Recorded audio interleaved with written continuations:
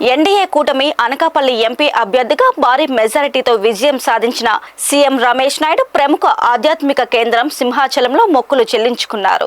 భార్య మహాలక్ష్మి, బీజేపీ రాష్ట్ర ఉపాధ్యక్షుడు మాధవ్ తదితరులతో కలిసి సింహాచలం వచ్చిన సీఎం రమేష్ దేవస్థానం అధికారులు ఘన స్వాగతం పలికి స్వామివారి దర్శనం కల్పించారు. అనంతరం కప్పస్తంభం వద్ద మొక్కులు చెల్లించుకున్న సీఎం రమేష్ దంపతులకు వేద పండితులు వేదాశీర్వచనం పలికి తీర్థ ప్రసాదాలు అందజేశారు. అనంతరం ఆయన మీడియాతో మాట్లాడుతూ సింహాద్రి అప్పన్న ఆశీస్సులతో ఎన్నికల్లో పోటీ చేసి ఘన విజయం సాధించామని ఇప్పుడు మొక్కు చెల్లించుకున్నట్లు తెలిపారు. వైసీపీ పాలనలో అతలాకుతలమైన ఏపీకి పూర్వ వైభవం రావాలని స్వామిని కోరుకున్నట్లు వెల్లడించారు. ముందు ఇక్కడికి వచ్చి మొదటిగా ఆ స్వామివారి దర్శనం చేసుకొని ఆయన ఆశీర్వాదం తీసుకొని ఎలక్షన్లో పోవడము, ఎలక్షన్లో వచ్చిన రిజల్ట్స్ ఫలితాలు మీరందరూ చూశారు.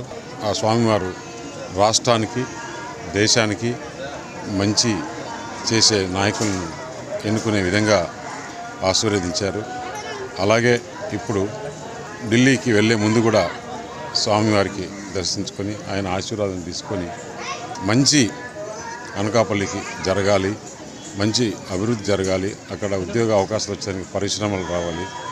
ఈ రాష్ట్రం ఆంధ్రప్రదేశ్ రాష్ట్రం అతలాకుతలమైన రాష్ట్రాన్ని బాగుండాలంటే ఆ అప్పన్న స్వామి ఆశీర్వాదం కావాలని చెప్పేసి కోరుకోవడం జరిగింది.